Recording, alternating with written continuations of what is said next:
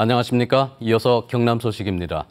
임대아파트의 분양 전환 가격을 놓고 건설사와 입주민 사이의 갈등이 여전한데요. 최근 건설사업자에게 유리한 법원 판결이 나와서 서민들에게 부담이 되고 있습니다. 박상현 기자의 보도입니다.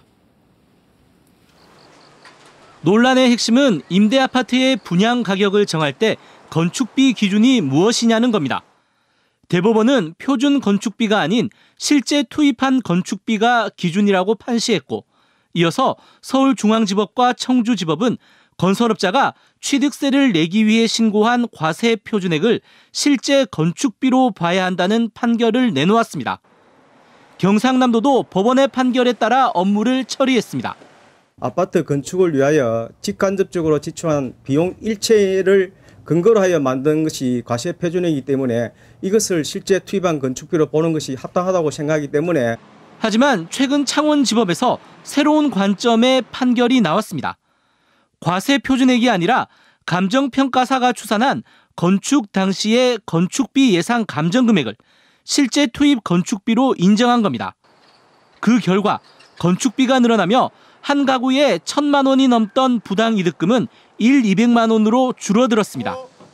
부당이득금 반환 소송을 벌이던 계약자들은 1심에 반발하며 항소했습니다. 법령 근거에도 없는 최초 건축비에 대한 감정은 실질적으로 감정이 불가능하며 감정 금액은 추산한 금액에 불구한데도. 게다가 비슷한 소송에서 법원이 건설사가 낸 건축비 예상 감정 신청을 받아들이고 있어 실제 건축비에 대한 후속 판결에 관심이 모이고 있습니다. KBS 뉴스 박상현입니다.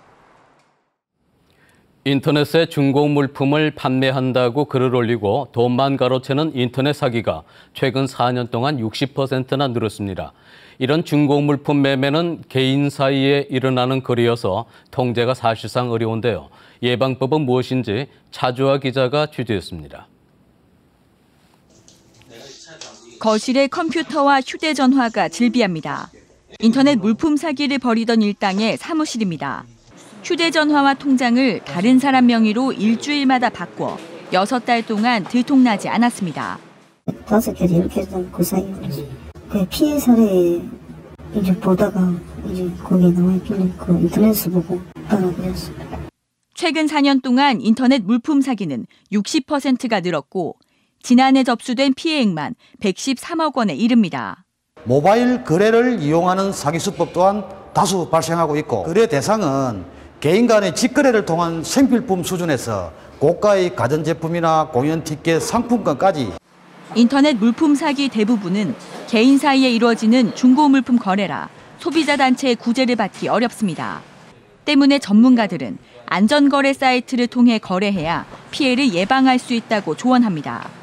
구매자가 물품값을 맡기면 물품이 제대로 전달된 걸 확인한 뒤에 판매자에게 돈이 지급되는 방식입니다. 시세보다 현저하게 저렴한 금액의 상품에 대해서는 주의가 필요하고요. 안전거래를 하더라도 공식적인 안전거래 업체 URL이 맞는지를 확인하는 게 필요합니다. 또 거래에 앞서 경찰청 사이버 안전국이나 더치트 같은 인터넷 범죄 알림 사이트에서 연락처와 계좌를 조회하는 것도 피해를 막는 방법입니다. KBS 뉴스 차주아입니다. 어제 오전 10시쯤 합천군 적중면 78살 정모 씨의 집에서 불이 나 30분 만에 꺼졌습니다. 인명피해는 없었지만 96제곱미터 크기의 집이 모두 타 9,600만 원의 재산 피해가 났습니다. 경찰은 지붕에서 불이 시작됐다는 집주인 정 씨의 진술을 참고로 정확한 화재 원인을 조사하고 있습니다. 제21회 거제 시민의 날을 기념하는 KBS 음악회가 성황리에 막을 열었습니다. 어제 저녁 7시부터 거제 종합운동장 특설무대에서는 KBS 시민보 박소영 아나운서 진행으로 플라이 투 더 스카이와 박현빈, 장재인 등 유명 가수가 대거 출연하는 KBS 음악회가 열려 시민의 날 축제 분위기를 고조시켰습니다. KBS 음악회는 오는 14일 저녁 7시 반 KBS 1TV를 통해 방송됩니다.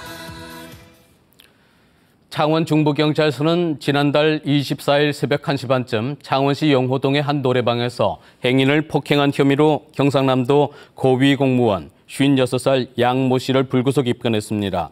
양 씨는 현재 도 산하기관에 파견돼 있으며 사건 당시 술에 만취한 상태에서 폭행을 한 것으로 전해졌습니다. 창원시가 이번 달부터 자전거 등록제를 시행하고 있습니다. 이와 관련해 자전거 보험 수혜자가 전체 시민에서 자전거 등록자로만 한정되면서 보험 혜택이 줄어들게 됩니다. 보도에 오종우 기자입니다. 창원시 개인 자전거는 약 30만 대로 추정됩니다. 창원시의 기존 자전거 보험은 사고를 당한 시민 누구나 혜택을 받을 수 있었습니다. 하지만 창원시가 이번 달부터 자전거 등록제를 시행했는데 보험 수혜자가 크게 줄어들게 됐습니다. 내년 9월부터는 자전거 보험 수혜자를 자전거 등록자와 공공자전거 누비자 이용자로만 제한하기로 한 겁니다. 예산도 절감을 하고 그다음에 자전거 보험 혜택도 받을 분한테 좀 많이 지급이 되어질 수 있도록. 창원시 자전거 보험료가 지난 2008년 1억 9천여만 원에서 올해 3억 9천여만 원으로 늘어나고 또 보험사들이 보험금 지급률이 높아지자 계약을 꺼리기 때문입니다. 자전거 등록제 자체는 자전거 도난이나 작물 거래를 차단하는 효과가 기대되지만 보험 수혜 대상이 줄어든 데 대해선 반발도 우려됩니다. 자주 안 타시는 분은 아마 그것을 좀 꺼려하는 부분이 있고 또 앱을 통해서 등록하는 게 그리 쉽지 않아서. 자전거 등록은 창원시 자전거 지킴이 앱을 다운받아 자전거 몸체에 있는 고유 차대 번호를 입력하고 읍면 동사무소에서 등록증을 발급받아야 합니다. KBS 뉴스 오종우입니다.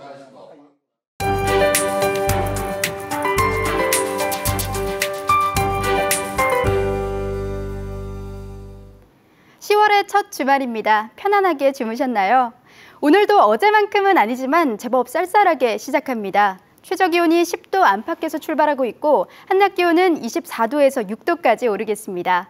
그만큼 일교차가 크게 벌어집니다. 감기 걸리기 쉬운 만큼 건강 관리에 신경 쓰시기 바랍니다. 오늘은 하늘빛도 깨끗합니다. 구름량도 적어서 파란 가을 하늘 만끽하실 수 있겠습니다. 동부 지역입니다. 현재 창원이 13.5도를 가리키면서 어제 같은 시각보다 조금 높게 출발합니다. 한낮엔 김해가 26도, 거제가 25도로 예상됩니다. 서부 지역도 낮과 밤의 기온차가 크게 벌어지겠습니다.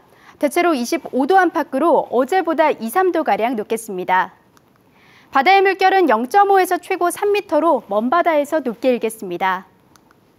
당분간은 맑고 일교차 큰 날씨가 예상됩니다. 한낮에도 선선하겠고 이맘때 가을 날씨가 이어지겠습니다. 기상정보였습니다. 혼잡한 도로와 좁은 주택가를 지나 급히 출동하는 소방 차량의 교통사고가 빈번한 것으로 나타났습니다. 경남소방본부 소방차량 10대 가운데 넉 대가 5년 동안 한 번은 교통사고를 냈고 창원소방본부는 10대 가운데 6대가 교통사고를 경험한 것으로 나타났습니다. 국민안전처는 골든타임 내 출동과 전문 운전요원 부족이 교통사고의 증가 요인으로 분석하고 있습니다. 경남교육청이 2016학년도 신입교사 467명을 공개 채용합니다. 모집 인원은 유치원 17명, 초등학교 426명 등 지난해보다 3명이 줄어든 467명입니다. 원서 접수는 오는 12일부터 16일까지이며 1차 필기시험과 2차 심층 면접 등을 거쳐 내년 1월 26일에 최종 합격자를 발표할 예정입니다. 산청교육지원청이 오는 2018년 개교를 목표로 거점 기숙형 중고등학교 2곳을 신설합니다.